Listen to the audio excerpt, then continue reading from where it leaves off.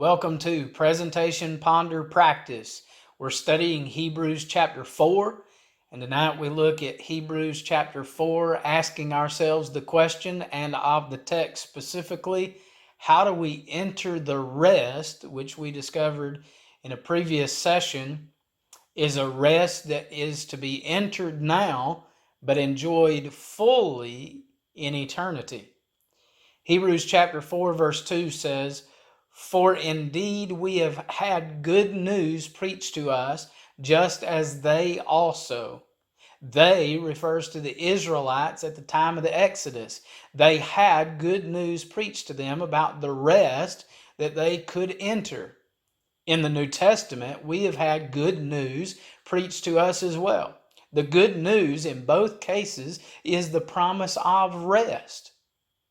Theirs was an earthly rest, ours being a rest that we enter into now and progress into the final rest in eternity, specifically in heaven.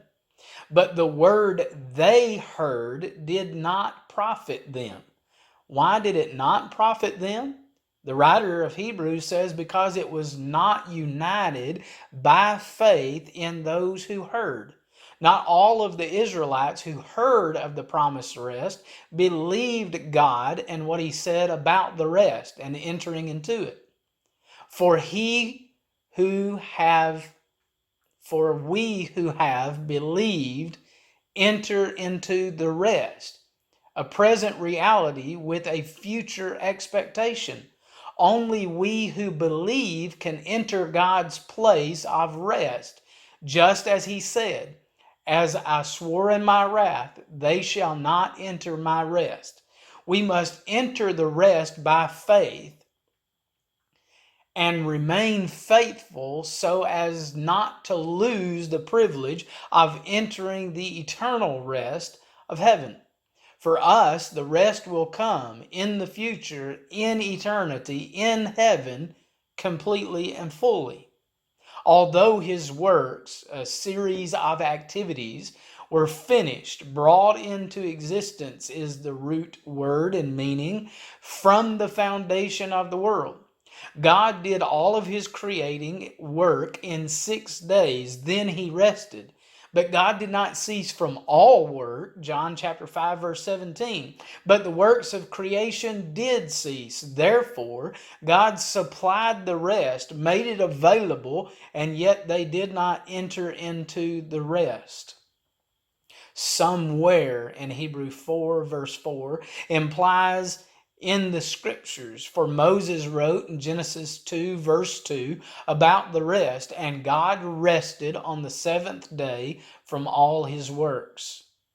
He again fixes, appoints, or determines a certain day, today, saying through David or in David, meaning in the Psalms or the letters which he wrote, after so long a time, just as has been said before, today, if you hear his voice, do not harden your hearts.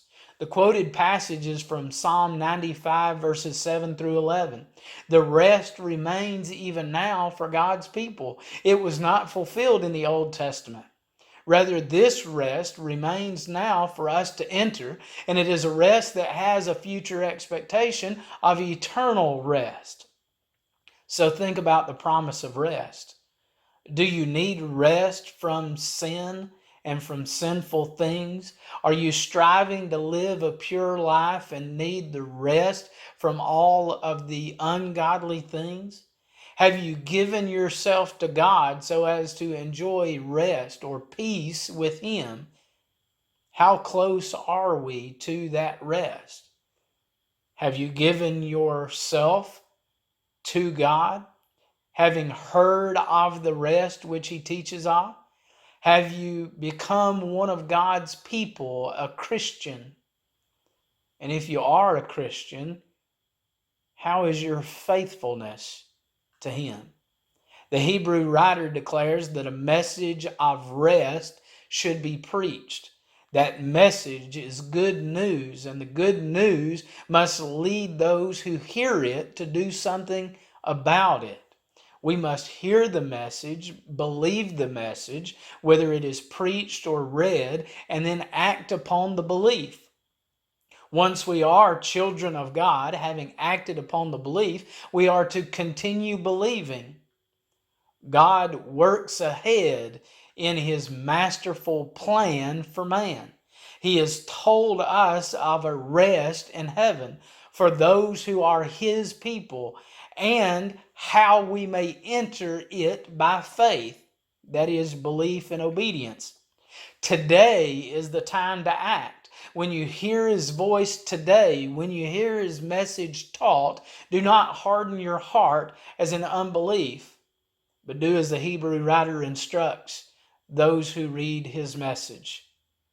Hear the message preached, believe the message, and respond to it. It's our prayer that in this presentation you'll find some things to ponder and to look into further. And upon that examination, you will find things to put into practice that will help you in your relationship with God and draw you closer to that eternal rest.